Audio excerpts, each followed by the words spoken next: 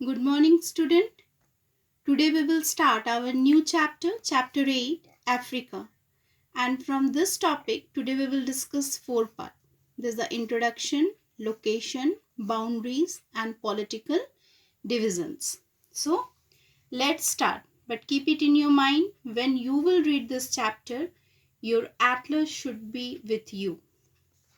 Now, listen. What you are observing here in the picture, this is the world political. It shows the world political. Now here I am showing you the Africa. Here it is.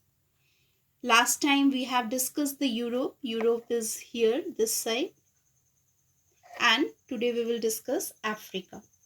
Is the second largest continent after Asia. Here is the Asia part, and here is the Africa, and occupies more than one-fifth of the Earth's land area. It is also home to one of the ancient civilizations of the world.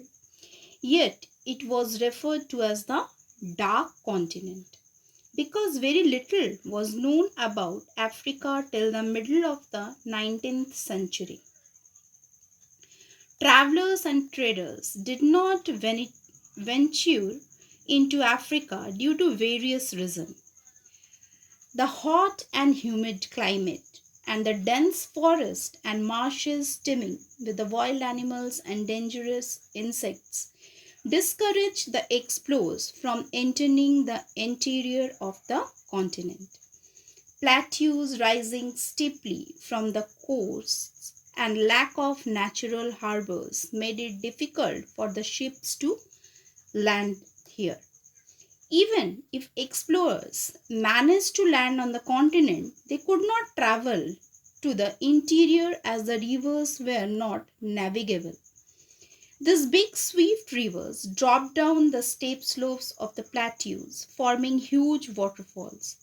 The vast Sahara Desert in the northern part of the continent was another obstacle.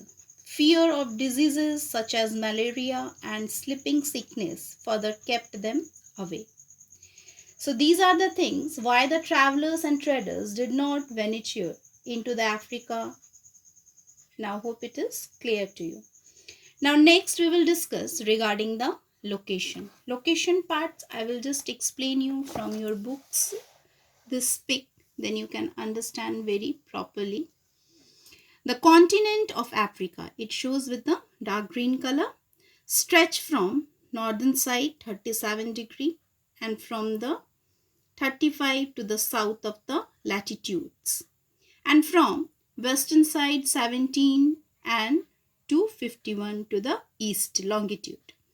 You can see here equator passes almost through the middle of the continent. What does this indicate?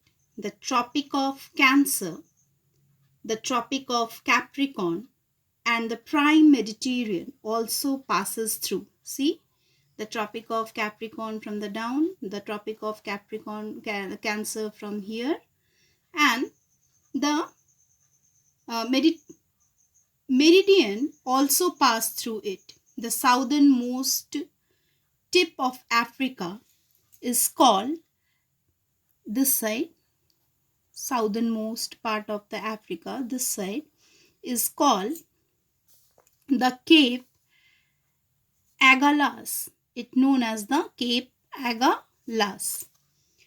Now we are talking regarding the boundaries. So when you will talk regarding the boundaries, we have to need the physical map of Africa.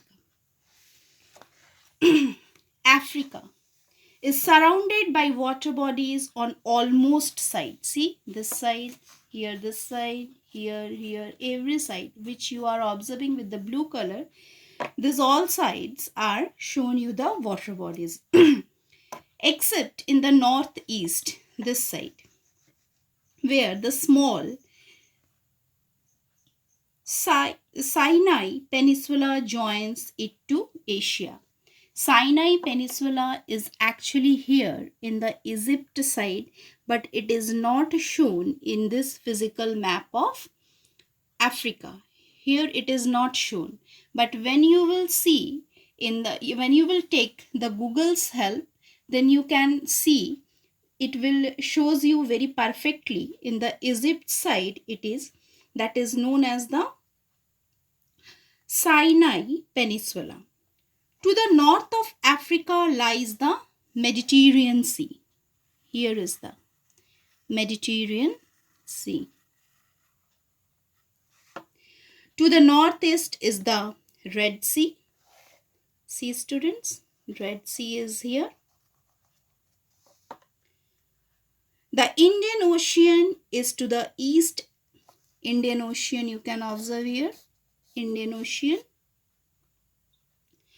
And the Atlantic Ocean is to the west. Here is the Atlantic Ocean. Next, the Strait of Gibraltar. The Strait of Gibraltar. Here, listen. The Strait of Gibraltar separates Africa from Europe. See, this is the Europe's part upside. Downside is Africa. And this Strait of Gibraltar is separated this Europe and Africa in the northwest side. While the Strait of Bab el Mandeb separates the continent from Asia in the east. Here it is. See students. Bab el Mandeb. It separates the continent from Asia. This side is Asia and here is the Africa. Next was the Isthmus of Suez. Isthmus, here it is. Isthmus of Suez in the northeast used to join Africa and Asia. From here it's joined Asia and Africa. Which is separated? It is separated by Bab el Mandeb. The Asia in the east side it is separated, but from this side it is joined with the help of the Isthmus of Suez in the northeast side. The Africa and Asia will join with the help of this Isthmus of Suez. But this side, the east side, it is separated with the help of the Strait of Bab el Mandeb. Now, next, to join Africa and Asia, but the Suez Canal, here it is. Suez Canal has been constructed through it, linking the Mediterranean Sea and the Red Sea. Thus, the separating the two continents, it has shortened the route from Europe to India by more than 10,000 kilometers. Now, next we will discuss political divisions. Now, see here political divisions. This is the political map of Africa. Many parts of Africa had been under the rule of European countries in the latter half of the 20th century. These colonies won their freedom and are now independent nations. As present, there are 54 independent countries in Africa. And in your book, page number 90, 91 and in 92, all that 54 countries and their capitals are given. When you will see, you can observe that part and you can take a help of the Africa's political map. Here all the locations are given. And in your book also it is given the political division of Africa.